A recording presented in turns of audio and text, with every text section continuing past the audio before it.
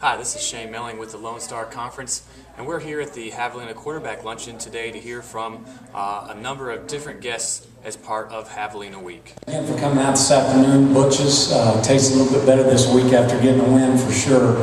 Offensive and defensive coaches did a nice job this week. Also have Coach Martinez with us, the offensive line coach. I believe everyone knows. Coach Poole, linebacker coach, and then Coach Joe Barone does the video.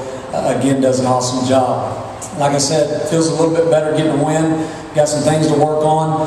As you saw, I mean, we all work with the kicking game, and I'm responsible for everything. We did a nice job in most areas. We didn't protect the one extra point. Our kicker was doing a nice job, and then we don't protect for him this week. But we'll continue to work on those type of things and see if we can get them shored up and just trying to move forward. Lindenwood, again, they're very athletic.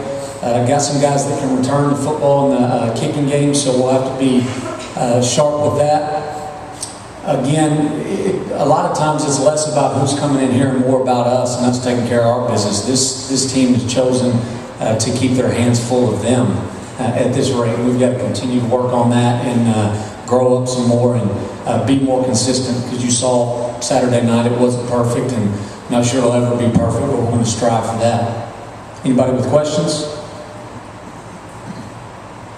Coach, what was your overall assessment on offense and defense? Overall assessment? Yeah. I mean, glad to get away with the win, but as Coach Patterson said, we turned the ball over too much. If you look at the end of the day, most teams, if you turn it over that many times, you're not going to get the wins. Defensively, eliminated the big plays this week, which was nice, and some minimal mistakes.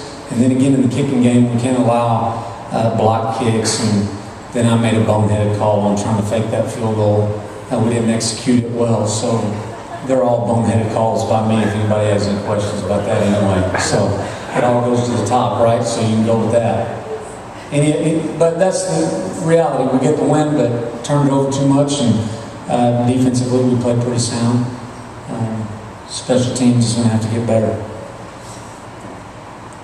That was easy. Thank you guys again. Thanks to Butchers. You guys have a great week. This week, our goal is to not give up any points. The defense only gave up 7. We gave up 14. So that's our goal coming into the week, is to not let them score. Obviously, it's kind of funny when you look at this weekend. If you watched any NFL football games, it was almost like it was a curse this weekend. There was more defensive touchdowns than offensive touchdowns in a lot of the games. But we're trying to get better every week as far as turning the ball over. We feel like we made a lot of progress this week with things we're trying to work on. But we've got to get better at not turning the football over, and especially in the red zone. We had 2 red zone turnovers, and we've got to get that corrected, obviously. Played a lot of different guys this week, started some different guys in some different positions, and had some people step up in those positions. We were really, really excited about that. Looking ahead at Lindenwood, they're, like Coach said, they're an extremely talented team, very disciplined team on defense. Play a lot, from what I've seen, a lot of base defense, but they're really good at what they do. They've really held people down all year as far as scoring points. So it's a big challenge for us this week. We're just continuing to try to get better every week and build up to make a run right now. Does anybody have any questions? All right, thank you. Obviously, we're feeling a little bit better this week. Got a chance to get out and get some mistakes corrected. And during the week, if you came to the game, you saw the work that our guys put in Sunday through Friday. And I think with Coach Atterberry, one of the things we were working on the most was accountability on and off the field. And I think that showed up on Saturday night. We was excited about the product we put out there, and excited to get that bad taste out of our mouth and want to continue to move forward.